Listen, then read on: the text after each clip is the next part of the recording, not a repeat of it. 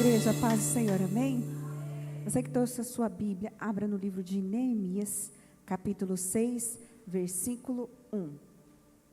Neemias, capítulo 6, versículo 1. E você que pudesse colocar em pé em reverência à palavra de Deus? Neemias, capítulo 6, versículo 1. Boa noite para o pessoal da transmissão. Roosevelt Feitosa, boa noite, Iaf, boa noite, Léo. Boa noite a todos que estão nos acompanhando de casa. Que Deus abençoe a todos vocês. Livro de Neemias, capítulo 6, versículo 1. Diz a previsão que vai vir um frio bem grande domingo, hein? 9 graus. Chuva. Quero ver se vocês vão estar aqui, amém? Vem de touquinha, vem de coberta, vem de poncho. Vamos ver, né, se a previsão vai acertar. Neemias, capítulo 6, versículo 1. Diz assim: Sucedeu mais que, ouvindo Sambalate, Tobias, Gesem, o arábio, e o resto dos nossos inimigos, que eu tinha edificado o muro, e que nele já não havia brecha alguma ainda, e que até neste tempo não tinha posto as portas nos portais.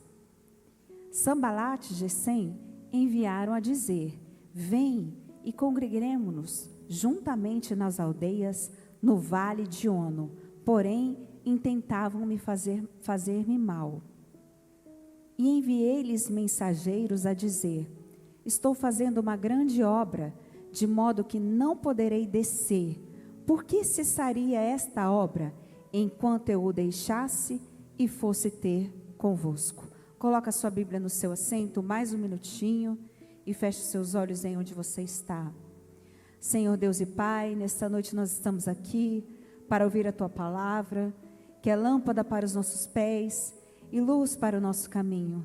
Que nesta noite eu diminua e que o Senhor cresça, e que Teu Espírito Santo é aquele que traz a palavra revelada aos corações nesta noite. Que tudo aquilo que impede essa pessoa de compreender e receber a Tua palavra seja dissipado em nome de Jesus. Que os ouvidos e os olhos espirituais se abram e que a Tua palavra venha, Senhor, trazer frutos para o Teu reino, Deus. Em nome de Jesus é o que nós te pedimos e te agradecemos. Toda a igreja diga amém. Pode se sentar aí no seu lugar. Glória a Deus. Quem está feliz aí, dá um aleluia. Glória a Deus. O título da nossa mensagem de hoje é: Não se distraia, porque a sua força está em Deus. Amém? Então, hoje nós vamos falar sobre esta passagem, onde vamos recordar um pouquinho sobre a história de Neemias. Neemias, ele era copeiro do rei na Pérsia, e era um cargo um alto cargo, tinha um salário muito bom, era o homem de confiança do rei, porque ele experimentava o vinho. Então ele provava o vinho para ver se o vinho não tivesse algum veneno, alguma coisa para prejudicar o rei. Então tinha que ser um homem da inteira confiança do rei, e para isso ele recebia um grande salário. Mas aí ele soube que a sua terra natal, Jerusalém, a cidade estava destruída, os seus muros queimados no fogo, as suas portas. E para que serviam os muros? Para proteger uma cidade. Então, naquela época, o que diferenciava a identidade de uma cidade, a proteção, eram os muros. Nos muros de uma cidade tinham soldados para defender, eram guardiões. Eles tinham torre de vigia, porque era uma época de guerras frequentes. Então, uma cidade sem muros era uma cidade desprotegida. E ali estava a família de Neemias. E Neemias, ele estava ali servindo na Pérsia, e apesar do conforto que ele vivia, o coração dele começou a queimar por Jerusalém, de saber que ele estava bem, mas o seu povo não estava.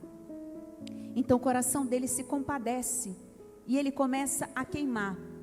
Assim como nosso coração queima muitas vezes, por muitas áreas das nossas vidas, que nós não vemos a mão de Deus.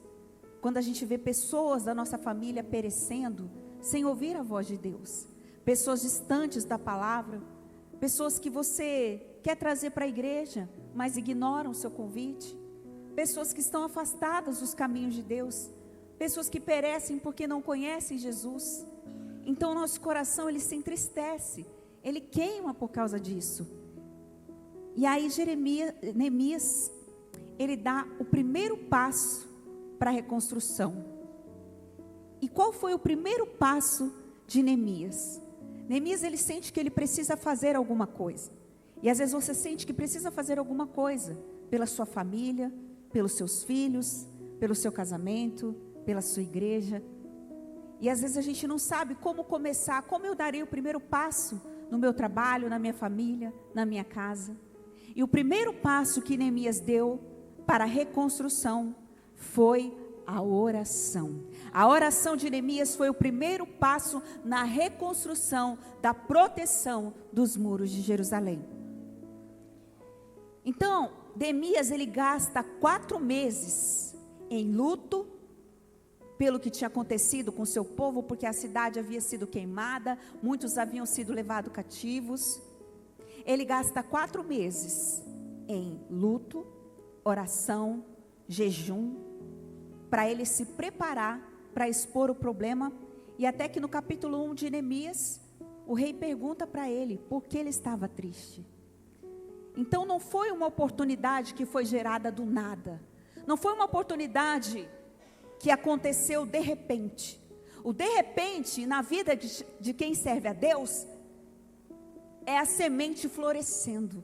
É uma semente que foi plantada ali no seu secreto, no seu quarto, na sua vida com Deus. Não acontece de repente.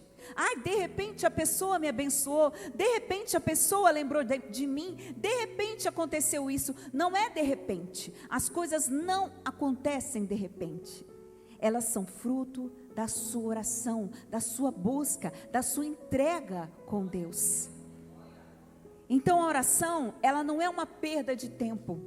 A oração, ela é o primeiro passo na reconstrução que vai gerar oportunidades na sua vida.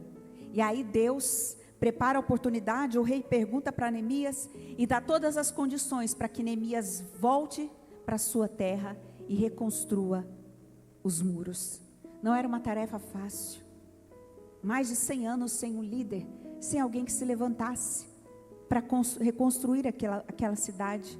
Então era um desafio. Ele precisava de material, ele precisava de cartas para passar pelas províncias, ele precisava de autorização, porque era uma cidade que estava dominada. Então Deus, ele prepara tudo. Assim como se tem gente na sua família que está dominado, se tem áreas que estão dominadas pelo inimigo, lute em oração. Faça um jejum, faça um propósito. Às vezes você nunca fez um propósito pela sua casa, você nunca fez um propósito pela sua família. Porque quando você faz um propósito, não adianta eu só orar e a minha língua ser má. Não adianta eu só orar e não ter atitudes cristãs. Mas quando você tem comunhão com Deus, você começa a melhorar as suas atitudes. Porque você começa a perceber a presença do Espírito Santo. Então ele se propõe a ir para Jerusalém e reconstruir os muros. Mas quem se propõe a fazer a vontade do Senhor, sempre vai encontrar opositores. Guarde isso. Apesar de Neemias ele ter autorização de Artaxerxes para reconstruir os muros de Jerusalém, ele sofreu todo tipo de ataque para tentar impedi-lo de fazer a reconstrução. Ataques declarados de pessoas que expuseram para ele, diante dele, que estavam contra ele, como ataques sutis, que são aqueles que se fingem de amigos, mas que querem atrapalhar a reconstrução. Então a tática, eles tentaram de tudo. Neemias, ele chega, ele fica em silêncio, ele ora, ele projeta, e ele começa a erguer os muros em 52 dias. Ele convoca o povo para trabalhar, acontece um milagre, as pessoas começam a reconstruir e são lideradas por Neemias. E quando os inimigos aqui, Tobias, Sambalate, todos eles eram políticos da época. E eles não queriam que Jerusalém fosse liberta, porque eles não queriam que o povo fosse dependente. Eles queriam que aquele povo pagasse imposto, que o povo sofresse. Eles não queriam um povo liberto. Então eles tentaram de tudo, só que como eles não conseguiram parar a obra. E quando eles viram que os muros se ergueram nos 52 dias e que só faltava colocar os portais, as portas, porque uma cidade com muros, mas sem portas é uma cidade vulnerável. Então Neemias ele estava na fase de colocar as portas, os portais. Só faltava isso, faltava pouquinho. E como o inimigo viu que ele fez de tudo e ele não conseguiu atrapalhar a construção, o que ele fez? E aqui era uma reconstrução, na verdade, né? O que ele fez? A estratégia deles era deixar de afrontar o povo de Deus de maneira aberta. E aí o que eles fazem? Eles se colocam em posição aparentemente humilde, como se tivessem abandonado a inimizade e não quisessem impedir a finalização dos portões da muralha. Então eles se fingem de amigos. A tática era essa. Então parecia uma reunião política.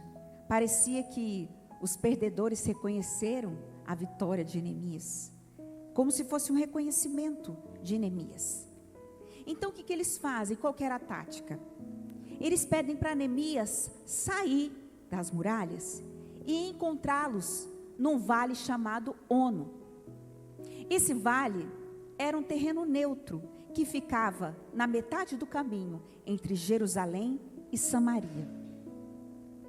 Então, o pastor sempre tem pregado aqui que não existe neutralidade diante de Deus.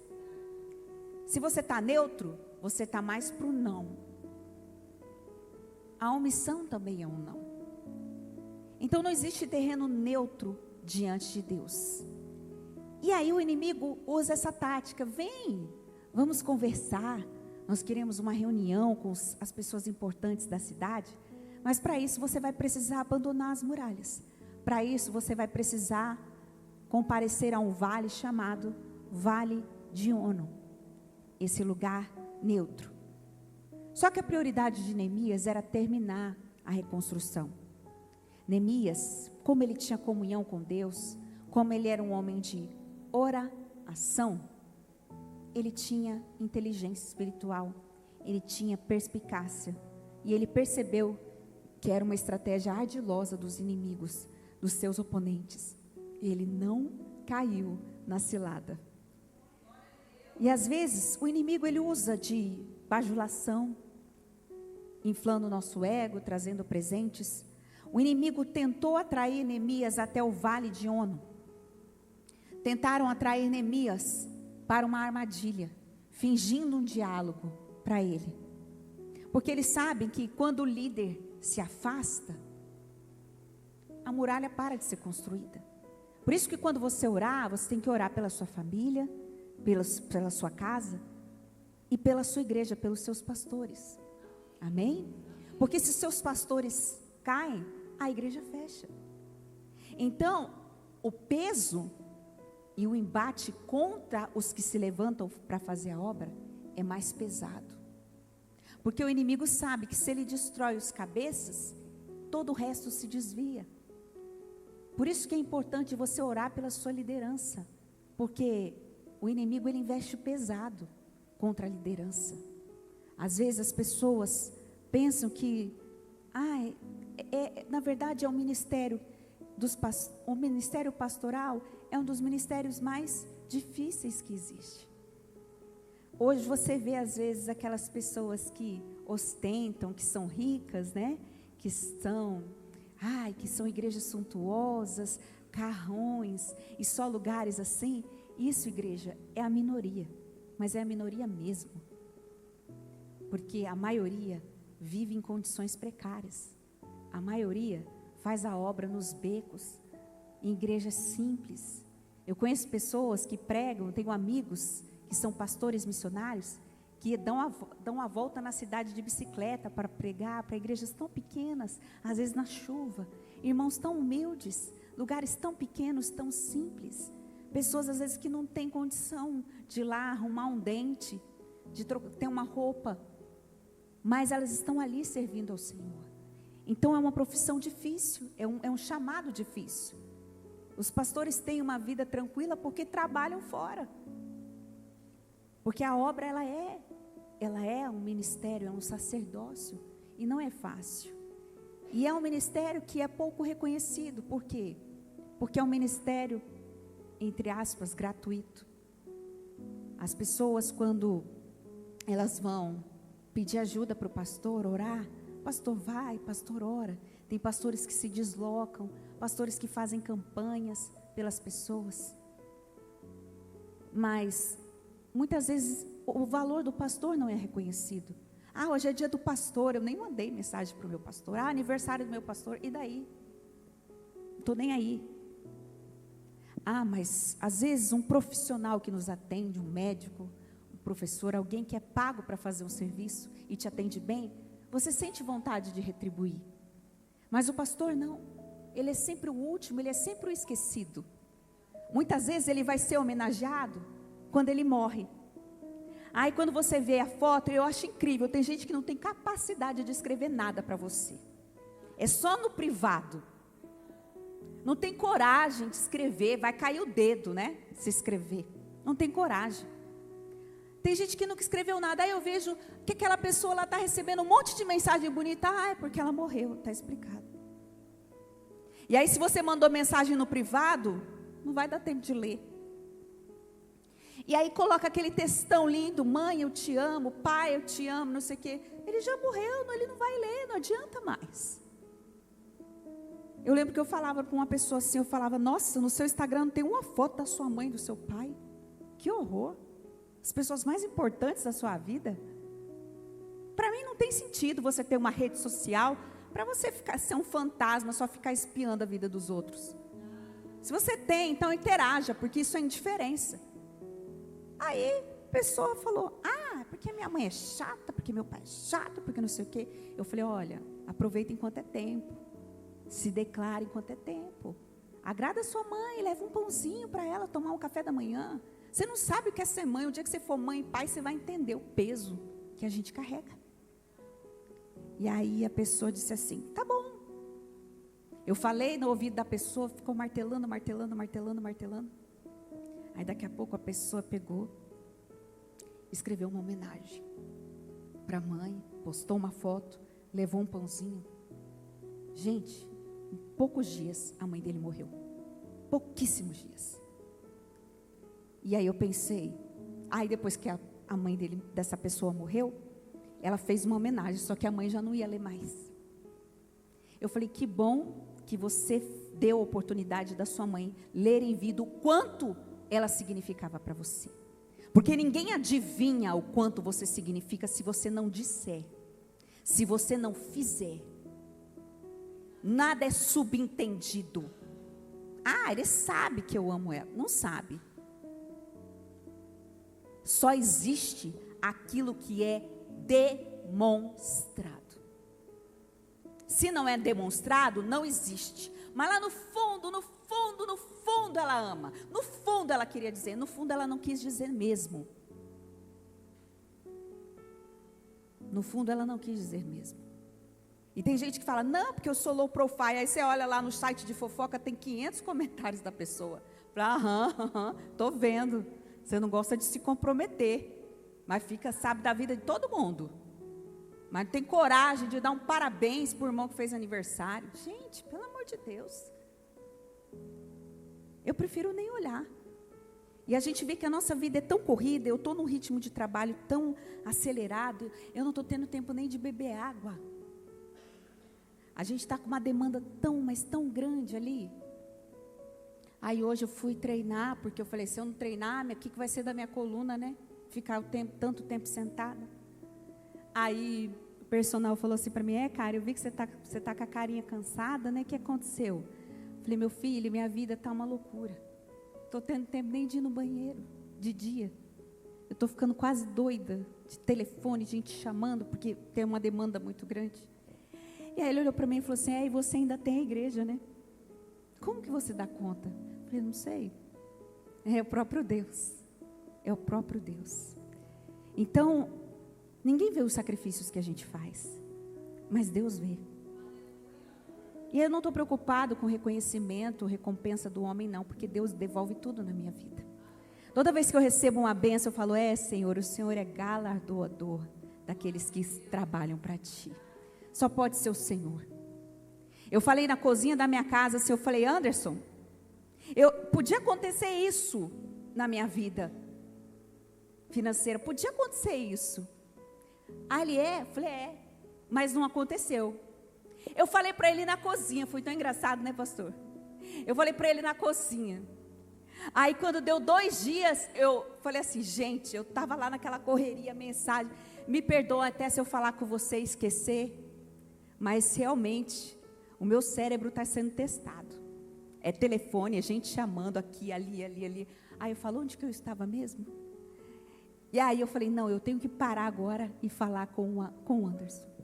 Eu falei, Anderson, você não vai acreditar. Sabe aquilo que eu disse para você na cozinha, que não tinha acontecido e que era improvável acontecer? Aconteceu agora. E eu falei para ele, glorifica de pé, igreja. Aí ele falou, glória, não acredito. Eu falei, você vê como Deus é bom, gente. Como Deus cuida da gente. Deus é maravilhoso. Então, o Vale de Ono é um lugar de distração, de cilada, de tentação, que te afasta de Deus. Então, cuidado com o Vale de Ono, porque o Vale de Ono é o vale do desvio, da distração, da tentação. E não é só tentação, que eu falo da tentação sexual, não. Estou falando de tentação de sair da presença. Eu estou tão cansada hoje, pastor Anderson, vai sozinho para o culto, porque eu preciso deitar. Eu não estou aguentando de cansaço. Quer dizer, Deus me deu o trabalho, Deus me deu a bênção, aí eu não posso ir porque eu estou cansada. A tentação de deixar o cansaço vencer, de deixar o desânimo vencer, se cansar de fazer o bem por encontrar gente ingrata. Tentação de sair da presença porque tem gente que te irrita, te ira. Tentação de não deixar a preguiça espiritual e vir uma vez a cada 3 meses na igreja. Porque vou falar para você, igreja, as pessoas que se afastam, quando a gente vai saber da vida delas, está péssima. Não tem ninguém que fala que saiu e desviou e está ótimo, não está. É só decadência, é só ladeira abaixo. É triste. Fala, irmão, o que você está fazendo ainda que você não voltou? Então, a tentação de não deixar o coração se encher de mágoas, de não sair do foco. E isso é o Vale de Ono. Eles queriam tirar Neemias do propósito, tirar Neemias do foco. Às vezes a gente está com dor, está cansado, mas a gente luta, a gente levanta, a gente vence, porque a gente sabe a importância de alimentar o espírito. Então muitas vezes nos deixamos ferir por palavras, atitudes de pessoas que não valem a pena, entrando em batalhas que só vêm para arrancar a nossa energia. Então não perca tempo com discussões e contendas que não edificam a sua vida. Reaja através da oração. Coloque diante de Deus. Não dê peso à opinião de alguém que nunca construiu nada na sua vida. E não deixe que a preocupação com os outros te consuma a ponto de você se esquecer de si mesmo. E a gente acaba se esquecendo da gente. É isso que o inimigo quer, te distrair, te desgastar. Neemias, ele estava terminando as suas muralhas. Quando os inimigos descobrem, eles fazem um convite falsamente amigável para que Neemias descesse ao Vale de Ono. Isso era uma cilada para distrair Neemias e tirá-lo da construção da obra. Assim como o inimigo usa pessoas e situações para nos chatear, para nos desviar, para que saiamos daquilo que Deus projetou. Mas, assim como Neemias, decida de que de maneira nenhuma, Neemias disse assim, de maneira nenhuma eu poderei descer. Sabe o que isso significa? De maneira nenhuma eu posso descer ao nível do inimigo, de maneira nenhuma, mas eu vou elevar esse problema à grandeza do meu Deus. Neemias disse: de maneira nenhuma eu posso descer da posição que Deus me colocou, de maneira nenhuma eu posso me desviar, de maneira nenhuma eu posso deixar aquilo que Deus confiou a mim, de maneira nenhuma. Você não pode descer do lugar que Deus colocou você. Não saia do foco, persevere na sua muralha. Não desça no nível do inimigo, mas suba em direção ao seu propósito. Não desça, não se desvie. Não entre na contenda, porque maior é o que Deus tem para você, sempre. Aleluia. E é assim, ó, vou te explicar como acontece.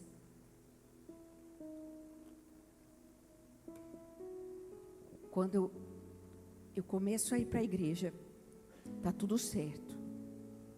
Isso aconteceu comigo, tá? Estava tudo destruído na minha vida. Vou para a igreja. A guerra começa dentro de casa. É uma guerra dentro de casa. Agora, quando você decide se batizar, é outra guerra. Quando você decide sair do banco e trabalhar para Deus, triplica a guerra. Porque agora você está atrapalhando os planos do inimigo. Porque agora não é mais sobre você, você está influenciando pessoas. Então eu preciso te abater. Porque Neemias, ele estava influenciando pessoas. Então o inimigo, eu preciso atacar. Então quando você começa a trabalhar para Deus, eu sempre falo assim, ó, você quer entrar no louvor, você quer trabalhar para Deus? Cantar é só um detalhe. Tocar é só um detalhe. O negócio é você aguentar a pressão. O negócio é você vir para a igreja. Quando está todo mundo indo para a festa. Eu não tenho festa terça-feira nem domingo, a não ser que eu esteja viajando de férias. Caso contrário, você nunca vai chegar aqui e vai falar que o pastor não veio porque foi para a festa, ou porque o pastor está cansado, ou porque o pastor... Não. Se não for por um motivo de doença grave, trabalho, ou estiver viajando de férias ou a trabalho, não. Só que você, como membro, você pode fazer isso. Mas quem trabalha na obra, não. Quem trabalha na obra tem compromisso com os muros. Então, é diferente. Então, quando você começa a trabalhar para Deus, começa uma contenda em casa, começa um levante, é uma briga na hora de ir para o culto, é pneu que fura na hora de ir para o culto, tudo dá errado. Então, quando você começa a trabalhar para Deus, aí o inimigo fala, não, eu preciso distrair. Eu não preciso tirar você da igreja, mas eu posso te distrair. Então eu vou arrumar tanto trabalho, que eu tiro ele da presença de Deus rapidinho. E aí a pessoa trabalha, se distrai tanto com as coisas desse mundo e para de buscar a Deus. E não vem me enganar que está buscando a Deus em casa. Não busca. Não busca. O celular da gente não para, o meu pelo menos assim, você vai ver uma coisa toda hora, liga, é distração. Quando você vê, passou o dia e você está no telefone. Eu busco a Deus na minha casa. Não, irmão, não é a mesma coisa não. E todo mundo que vem ao vivo fala, realmente não é a mesma coisa. É a mesma coisa. Então, começa a ver, então a gente tem que discernir se é um trabalho que Deus está nos dando, ou se é uma distração do inimigo para a nossa vida. Então tem coisas que eu tive que falar, não, eu não quero, eu não vou participar, porque eu não posso me ocupar com mais coisas do que Deus não me pediu. E se você está muito estressado, cansado, será que Deus te pediu tudo isso? Minha vida financeira está horrível, por quê? Como o pastor sempre fala, é um ministério vivendo de aparências. Está querendo gastar, mas o que ganha vai perecer, vai ter vida difícil sim. Se você não tiver uma boa administração, as coisas vão ficar difíceis. Então, muitas vezes, o inimigo nos distrai, a gente pensa que precisa adquirir coisas e fazer coisas que a gente não precisa. Ele te distrai. Às vezes você está lá, solteira, solteiro, não vem ninguém. Aí você se firma no propósito com Deus, começa a aparecer. É ex que lembra de você. De repente você começou a ficar bonito, bonita. Não, eu sei que a gente é bonita mesmo, né? É muita beleza. Mas você sabe quando é o diabo, né? Então você tem que aprender a resistir tentação desde agora, porque se você casar, não vai ficar diferente não. Você pensa que o diabo não tenta casado? Tenta casado e tenta solteiro. Se você tem postura com Deus e com a sua esposa, o seu marido é diferente. Mas não pense que é mais fácil que é casado não. Que aí você está dormindo todo dia com aquela jararaca, brincadeira. Essa bruxa, esse chato. Porque o pai faz o serviço chato, a esposa tem que fazer o serviço chato. E lá fora parece que é tudo bom, né? Mas não é. Então o inimigo, ele tenta nos distrair. Ele planta uma contenda, uma situação para nos desestabilizar. E aí é que nós temos que fazer como Neemias. Por que é que você está deixando esse Golias gritar? Silencia ele hoje, em nome de Jesus. Bloqueia hoje, se afasta hoje disso. Porque demora tanto para você construir as coisas, mas para destruir é rápido. Não se distraia com aqueles que nada querem construir. Coloca para mim, Cassiane, por favor, Neemias 3, versículo 5. Diz assim: e ao seu lado repararam os tecoitas, porém os seus nobres não meteram o seu pescoço ao serviço de seu senhor. Aqui, olha que interessante. Neemias, ele vai reconstruir. E aí tinha uma cidade chamada Tecoa. Neemias, é tão lindo o livro dele. Depois, se você quiser entender sobre liderança, até empresários recomendam ler o livro de Neemias como um grande líder, um exemplo de liderança. E tinha, cada tribo ele separou para fazer uma construção, cada um reparar uma parte, e tinha a cidade de Tecoa. E o povo de Tecoa tinha os nobres da cidade, tinha os nobres que deveriam ajudar, que poderiam ajudar, mas que se omitiram, não quiseram fazer nada, não meteram o seu pescoço ao serviço do seu Senhor. Não quiseram ajudar, simplesmente tiraram o corpo fora. E às vezes, igreja, a gente fica muito triste por causa dos tecoitas, por causa dos nobres, que é aqueles que podem fazer e não fazem. Aqueles que podem te ajudar e não te ajudam. Aqueles que vêm e se omitem. Neemias estava precisando de ajuda naquele momento, ele precisava de parceria, ele precisava de apoio naquele momento. Mas ele não encontrou nos nobres que ele poderia esperar. Então, até quando você deixará a tristeza te consumir? Por causa daqueles que decidiram te deixar para trás. Por quem não fez questão de construir nada com você. Por causa daquela pessoa que no momento que você mais precisou, ela poderia te ajudar, mas ela se omitiu. E sabe, igreja, por um tempo na minha vida eu percebi que eu estava desabafando com as pessoas erradas. Que eu estava me apegando às pessoas erradas. Pessoas que eu queria que ficassem na minha vida, mas que Deus decidiu tirar. Eu percebi que cada pedra de rejeição que eu recebia, e cada pedra de rejeição que eu cultivava, estava atrapalhando a construção da minha vida. Neemias, ele começou a reconstruir os muros de Jerusalém. Mas os nobres da cidade de Tecoa se recusaram a participar do projeto. Não queremos participar.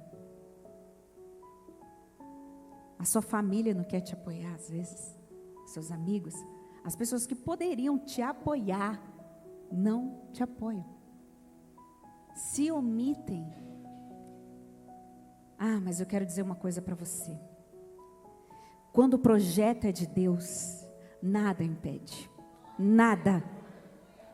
Pois mesmo com o descontentamento com os líderes da cidade de Tecoa, isso não foi suficiente para impedir que os homens comuns da cidade de Tecoa trabalhassem. Eles não só construíram uma parte dos muros, versículo 5, mas também restauraram outra parte do muro. Além do mais, nobres de outras cidades arregaçaram as mangas e trabalharam ajudando Neemias. Sabe, Neemias, ele não gastou tempo nem energia para lidar com aqueles que não queriam, mas ele trabalhou com aqueles que estavam dispostos a cooperarem com a obra.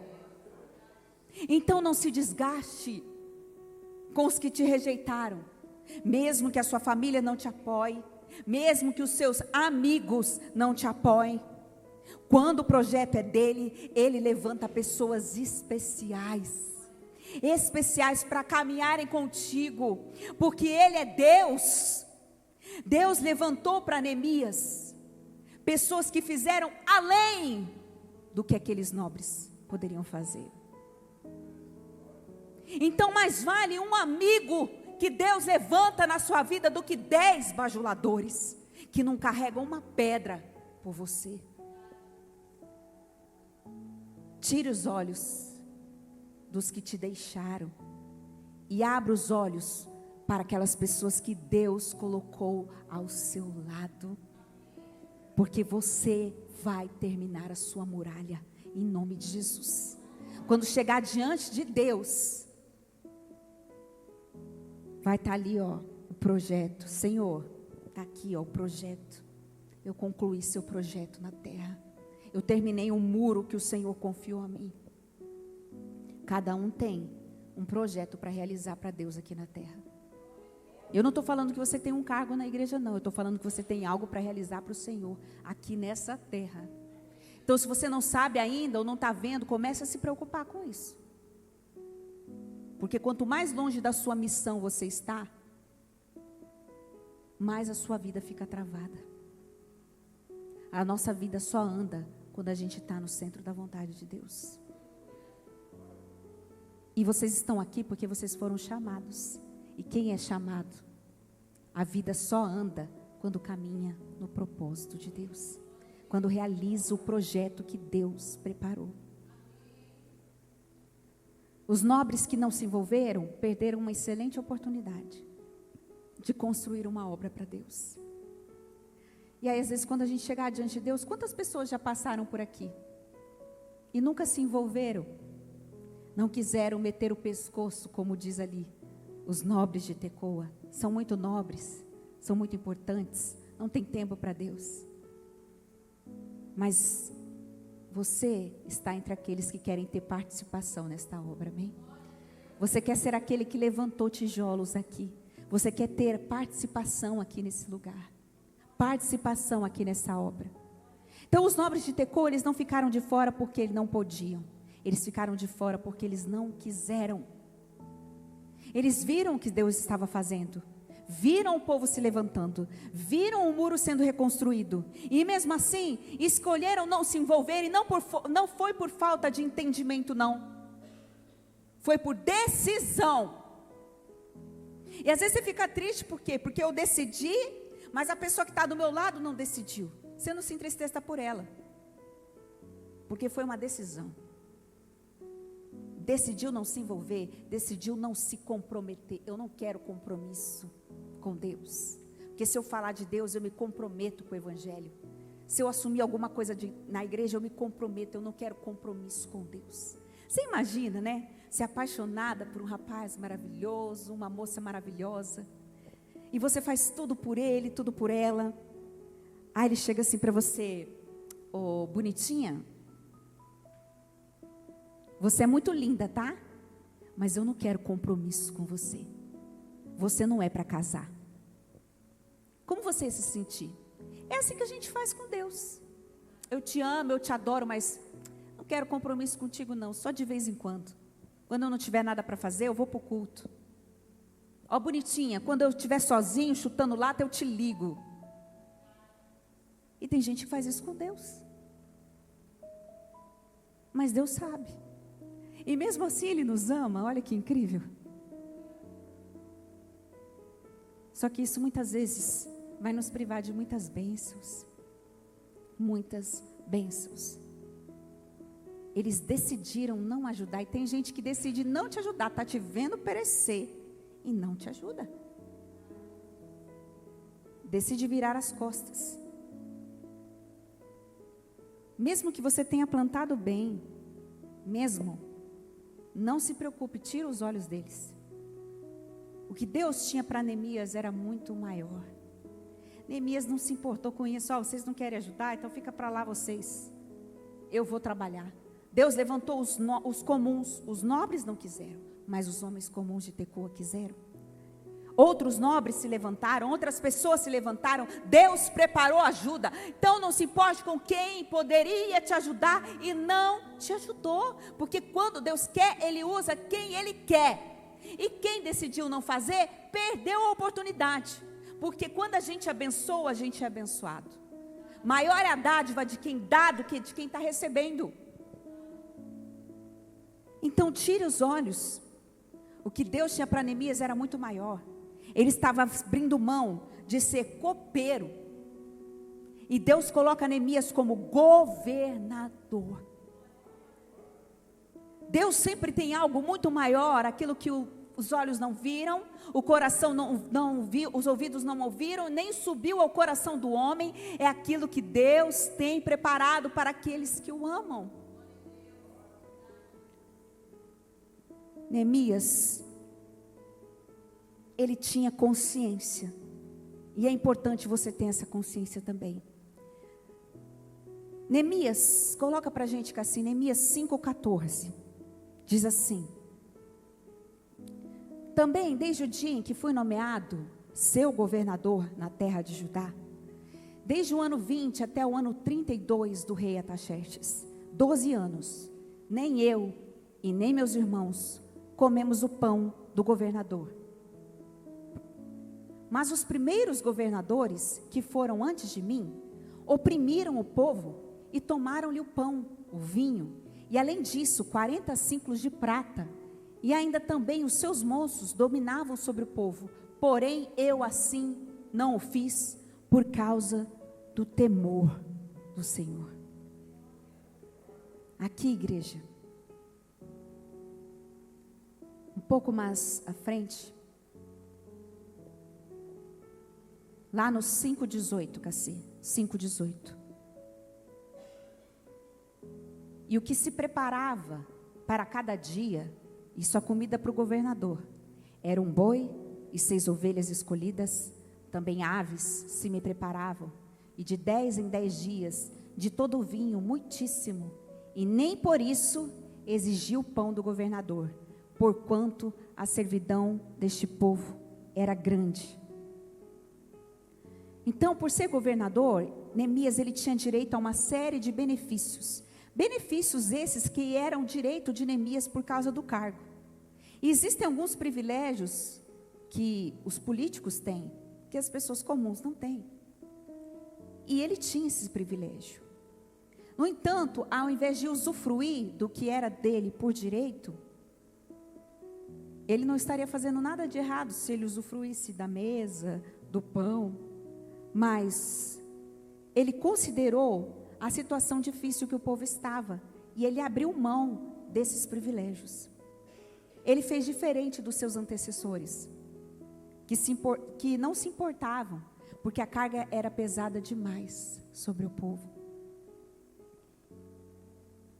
Então eu te pergunto, quem é de Deus se lembra daqueles que estiveram ao seu lado? E é muito importante vocês reconhecerem isso. Porque Neemias, ele precisou reconstruir os muros. E o povo que estava ajudando ele, estava numa servidão terrível. O povo estava sendo oprimido, os impostos eram pesados, os tributos eram pesados. E Neemias falou, eu não vou desfrutar dessa mesa não. Eu não quero que o povo pereça. Eu não vou recolher imposto sobre esse povo já é sofrido, esse povo já é cansado. Então, guarde essa verdade com você. Quem é de Deus, abençoa aquelas pessoas que carregaram pedra ao seu lado. Quem é de Deus reconhece e é grato por aqueles que te amaram quando você não tinha nada. Quem é de Deus sabe quem esteve ao seu lado no choro, na dor, quem carregou pedra com você. Neemias, ele teve a ajuda do povo, um povo que estava em servidão, um povo que estava sendo oprimido. E quando ele é colocado como governador, ele se recusa a impor peso sobre este povo, porque este povo carregou pedra ao lado dele. Ele reconheceu quem estava ao lado dele. E quem é de Deus reconhece, quem é de Deus valoriza. Valoriza quem está do seu lado, valoriza quem ora por você, valoriza quem te ama no seu fracasso, valoriza quem se lembra de você, valoriza. Então ele se recusa a impor um peso sobre aqueles que estiveram ao lado dele. Vou dar um exemplo banal aqui, né? Olha, o Mateus é um excelente baterista. E ele é, né, meu filho? Glória a Deus. Mas vai que amanhã chega um baterista aqui e ele é mega, super, tetra profissional e ele sabe fazer coisas que o Mateus ainda não sabe. É o seguinte, Mateus, agora eu vou pedir para você se retirar, por favor, que agora a estrela chegou. E você vai para o banco, vamos deixar o fulano tocar. Como assim? Mas eu que estava lá. Não, mas agora nós temos pessoas mais relevantes do que você. Então, tchau. Eu estou dando um exemplo. Banal, mas isso acontece muitas vezes na vida. Das pessoas esquecerem daqueles que carregaram pedra com você. Às vezes a opinião de uma amiguinha vale mais a opinião da pessoa que está do seu lado te ajudando. Do amiguinho X, do amiguinho Y que disse isso para você. Quem é essa pessoa na sua vida? Quantos tijolos ela carregou? 0. Esse aqui carregou 10, esse aqui tem direito de falar. É assim. A gente vê. Sabe? Eu tinha uma colega que era estagiária lá nossa, sabe? Uma moça muito bonita, gostava de viver a vida, gostava de, né, trabalhar e festas, blogueira e muitos seguidores e tudo. Ela sofreu um acidente, ficou numa cama, paralisada. A mãe foi a pessoa que parou a vida para cuidar dela. Ela está igual um vegetal numa cama, mas muito triste o que aconteceu com ela. Uma queda de bicicleta, boba. Se filmando, caiu. E aí a mãe não tem mais vida, a filha depende de fraldas, depende de medicamentos. E a única pessoa que foi parar a vida para cuidar dela foi quem? A mãe. Cadê os amigos? Cadê os seguidores? Não, eles só gostam de quem tem sucesso e quem não causa nenhum peso para eles. E sabe, igreja, isso é muito forte. A gente valorizar quem vai nos amar quando nós não tivermos utilidade. E são poucos. E aqui, Neemias, ele reconhece. Tem um momento que é interessante, que Neemias, ele chega, ele tem que se ausentar da cidade. E aí, quando ele volta, ele fala, peraí, o que está acontecendo? Ele se ausenta de Jerusalém. Aí teve um sacerdote, teve um dos inimigos que não queriam que o muro fosse construído, foi lá e se aparentou com a filha de um sacerdote. E aí foi lá e colocou a mobília dele no templo. O inimigo number 3 de Neemias. Olha, você falar inglês. Tobias. Tem Sambalate, tem Gesem, mas tinha o Tobias. O Tobias era a carne de pescoço, era um espinho no calo de Neemias. Pensa um homem que infernizou a vida de Neemias. De repente Neemias chega, peraí, o rapaz está lá com a mobília instalada, muito confortável. O que é isso? Gente, Neemias não era calmo não, tá? Sabe o que ele fez? Ele falou, o que esse homem está fazendo aqui? Ah, porque ele é parente do sacerdote, a gente deu um lugar para ele aqui. Ele pegou os móveis dele e jogou tudo fora. Falou, sai daqui agora. Gente, a cena foi feia. Neemias aprontou um barraco. Sabe, e há muita coisa na nossa casa que não glorifica a Deus. Há muita coisa na nossa vida que não glorifica a Deus. E às vezes, igual fazer uma faxina na nossa casa, a gente tem que fazer uma faxina nas nossas emoções, nos nossos pensamentos, nas nossas palavras. E a mobília de Tobias não pode ficar na sua casa. Às vezes a mobília é uma mágoa, é ódio. Às vezes você fala assim, hoje eu estou mal, estou com preguiça, não vou orar, não vou... Tobias, tira essa mobília daqui. Tira essa preguiça daqui. Não vai botar mobília na minha vida, não. A falta de compromisso com Deus, sentimentos ruins. O inimigo, ele tenta morar nas suas emoções para te colocar para baixo, para te deixar mal. Você fala, eu estou preocupado com isso, eu estou consumido com isso. É mobília de Tobias, joga isso fora. Porque a palavra diz para você, aqueles que esperam no Senhor renovarão as suas forças. Subirão com asas como de águia, correrão e não se cansarão. Porque está abatido a minha alma? Espera no Senhor. E por que eu estou sendo consumido? Porque eu estou esquecendo. Porque talvez alguma mobília, algum sentimento ruim está morando aqui no meu coração e eu preciso mandar ele embora. E ao término dos muros, aos 52 dias, foi rápido, mas para Neemias foi trabalhoso. De um lado ele construía, de um lado ele cuidava os inimigos. Ele falou para os homens, de um lado vocês colocam a pá, do outro a arma. Quando tocar a trombeta, porque o muro era gigante, né? Todo mundo se reúne. Todo mundo em estado de alerta. Ou seja, ele não só orou, ele agiu. Porque ele poderia ficar lá no palácio, eu sou copeiro, coitadinho do meu povo. Deus, levanta alguém para ir lá ajudar.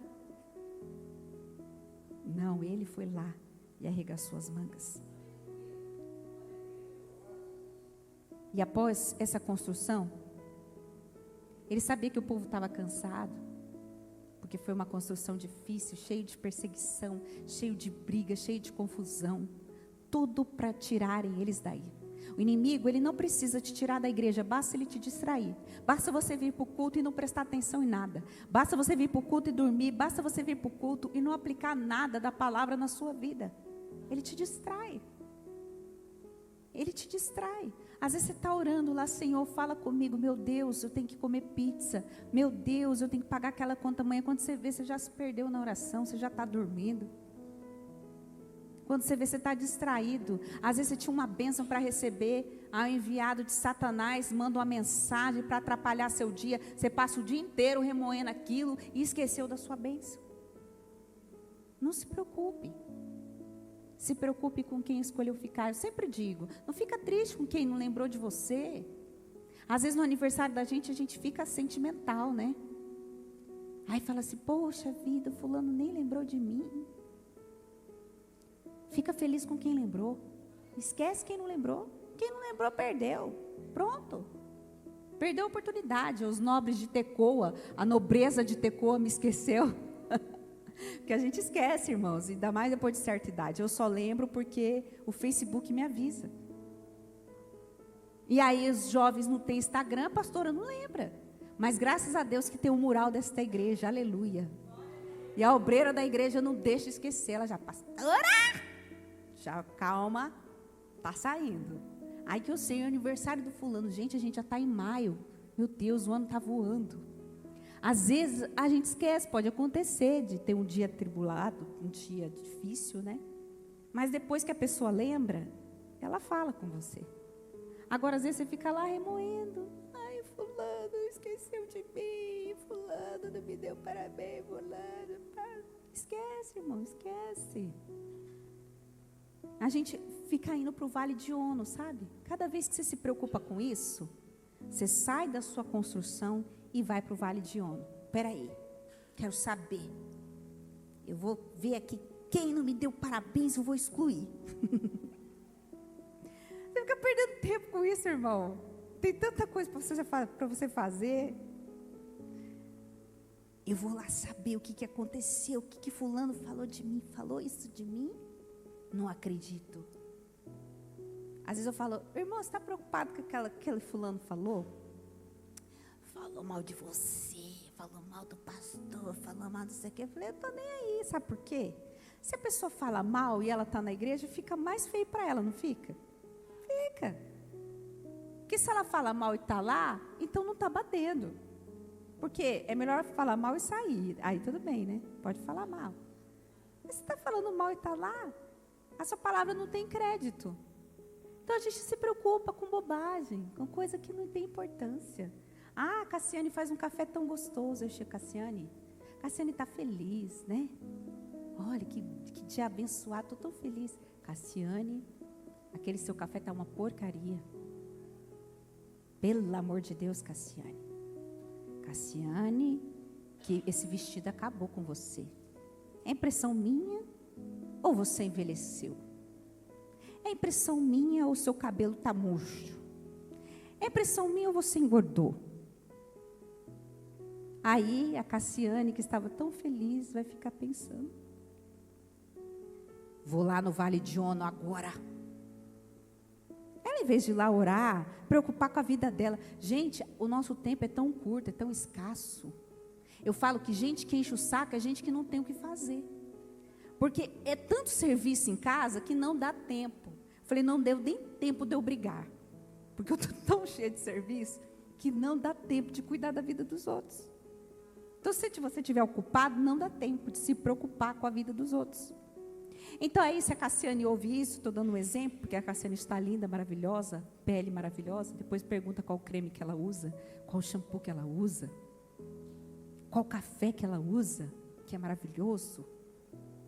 Mas, em vez de ficar preocupado com isso, aí ela fala, não, eu vou lá para o Vale de Ono agora. Se Neemias vai para o Vale de Ono, ele larga o muro. E o seu foco é o muro. Qual é o seu foco? É o muro. Deixa o chatolino que não gostou do café para lá. Vai lá, irmão, paga um café para você tomar, que é de graça. Vai lá pagar o café que você quer tomar. Pronto. Você não gostou do café? Por que você não traz uma garrafa do café que você gosta e dá para todo mundo? Aí você vai ver o silêncio no rádio. Seu bolo está ruim, hein, Marli? Uma coisa impossível, o bolo da Marli está ruim. É só se acontecer um milagre. Aí a Marli fala, por que não faz o bolo você? Cri, cri, cri, cri. A irmã trouxe o bolo para o culto. Que bolo seco, velho, seco. Por que não traz o bolo você?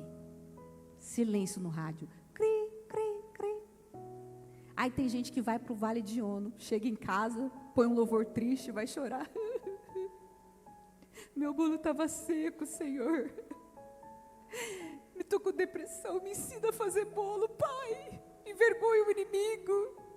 Irmão, o irmão que quer atazanar, você pode estar com o bolo maravilhoso, ele vai te criticar. Que ele tem problema com ele mesmo, ele é infeliz com ele mesmo. Mas aí eu ponho uma música triste, porque eu quero chorar. Eu quero ir para o Vale de Ono, me deixa aqui, distraída com as minhas mazelas. Sai daí, aí não é seu lugar. Preocupa em crescer, preocupa em progredir, preocupa em avançar. E aí, quando está encerrando ali os muros, Neemias pensa assim, esse povo precisa de um avivamento espiritual, né? Esse povo só vai ser avivado através de uma palavra.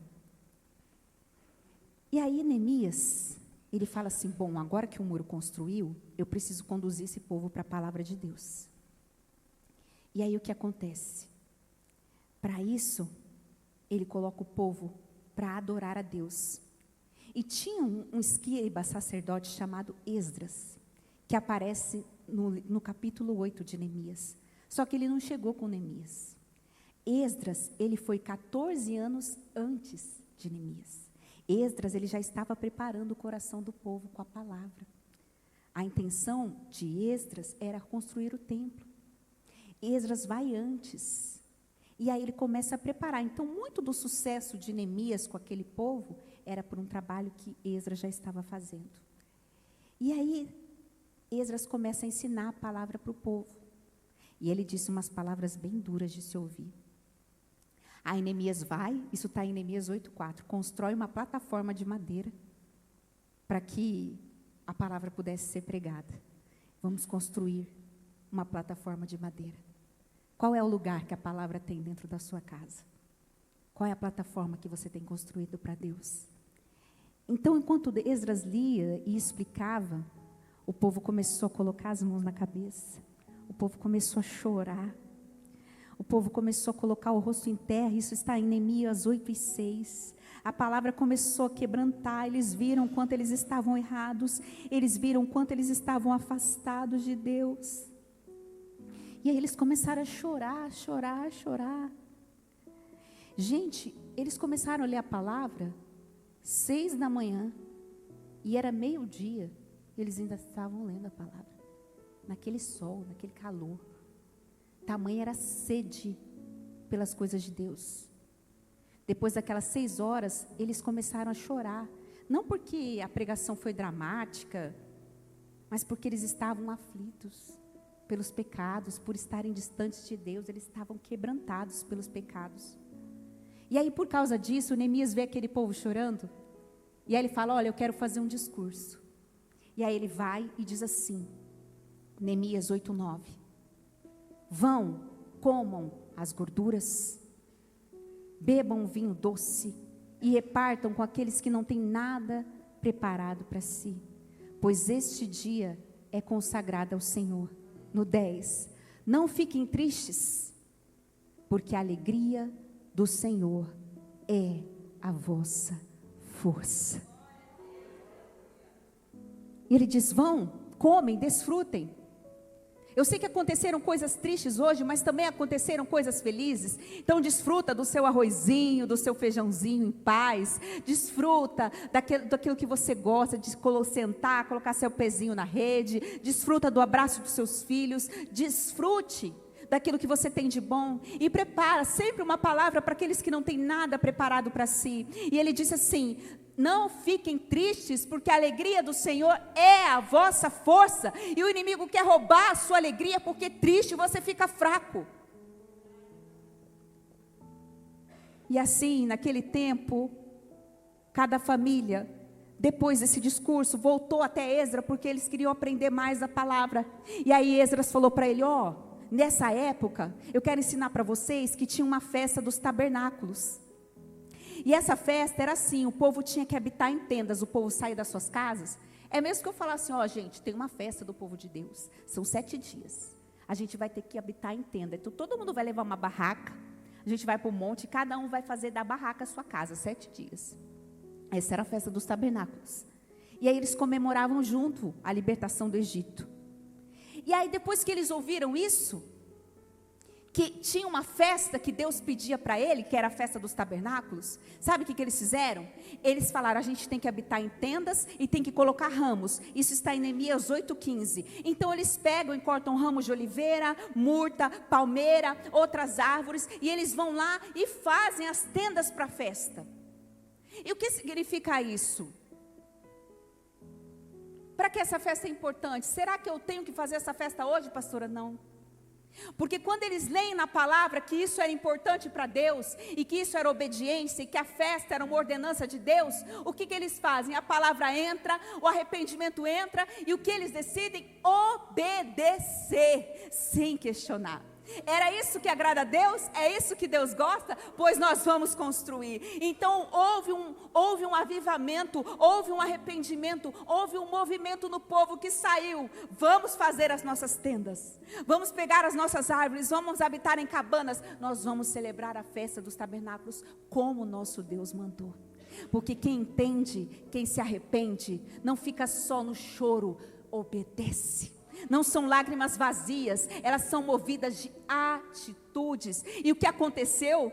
Quando eles souberam na palavra, e Neemias viu o povo construindo as suas barracas e preparando as suas tendas, houve grande alegria. Neemias 8:17. E essa alegria é resultado do quê? Da obediência. A gente pode pensar que governa a nossa própria vida e que tem um caminho infalível para a felicidade. Mas se fosse verdade, as pessoas da sociedade iam ser alegres e satisfeitas. Se coloque de pé, você que pode, nós vamos orar. Hoje eu encontrei um um desembargador que eu gosto muito lá no tribunal, ele me encontrou, ele falou: oi, Karen, tudo bem? Eu falei: tudo bem. E o senhor está bem? Ele: estou bem. Eu queria ter sua idade, mas eu estou bem. Quase que eu falei: eu queria ter sua conta bancária, mas eu estou bem. Porque às vezes a gente está numa idade, né, que a conta bancária já não faz tanto sentido, porque a gente não consegue mais fazer as mesmas coisas. E a gente acha que tem um caminho para a felicidade, mas o caminho para a felicidade está em você obedecer a palavra de Deus. Então, quando o quebrantamento vem, quando a palavra vem e ela quebranta você de verdade, você passa a obedecer a Deus. Obedecer. Então, hoje a palavra de Neemias é: peraí, eu não quero ninguém triste aqui. Não se entristeça, porque a alegria do Senhor é a nossa força.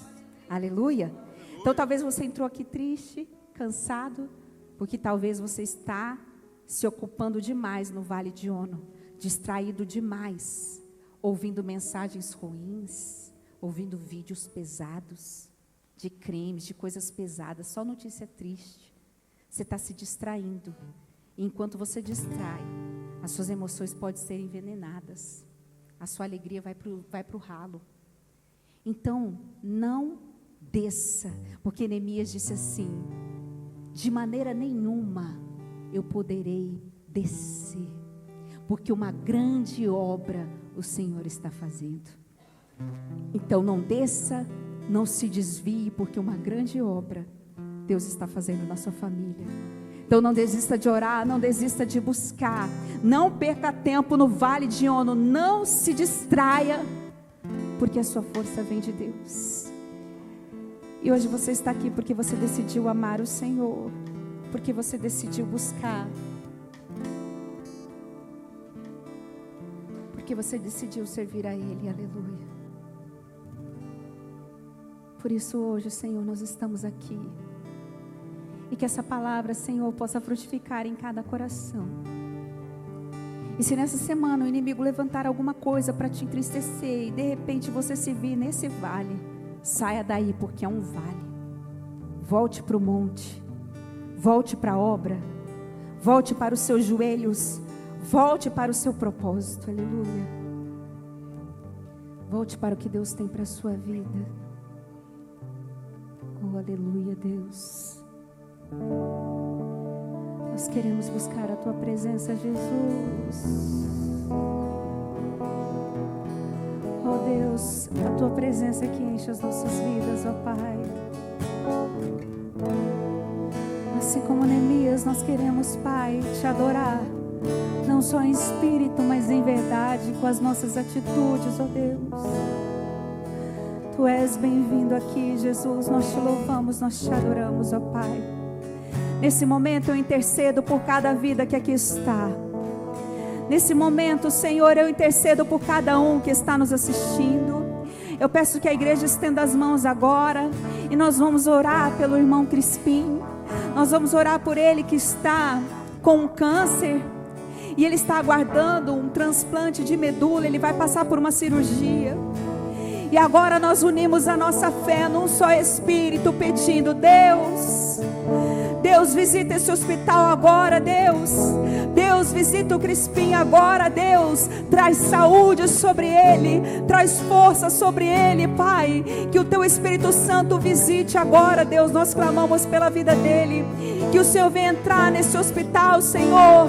Tu és o médico dos médicos, o Senhor dos senhores, aquele que quebra barreiras, ó Deus. E que o Senhor opere através das mãos dos médicos, e que essa cirurgia seja bem sucedida, e que essa medula, Senhor, não seja rejeitada pelo corpo dele, e que ele seja restaurado, Pai, para que ele Te glorifique, para que ele saiba que foi o Senhor que o curou. Visita cada um que está nos assistindo, cada um que está aqui presente, ó Deus. Que cada um aqui possa entender, ó Pai, que é a Tua alegria que nos fortalece, Deus. Não uma alegria circunstancial, emotiva, mas espiritual. Para isso basta você buscar a presença dEle, aleluia.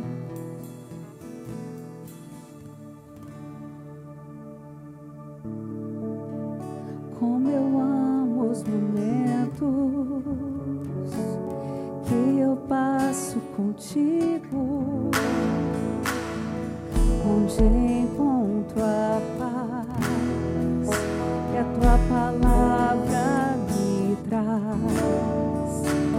Para ti estou atento, permaneço ouvindo,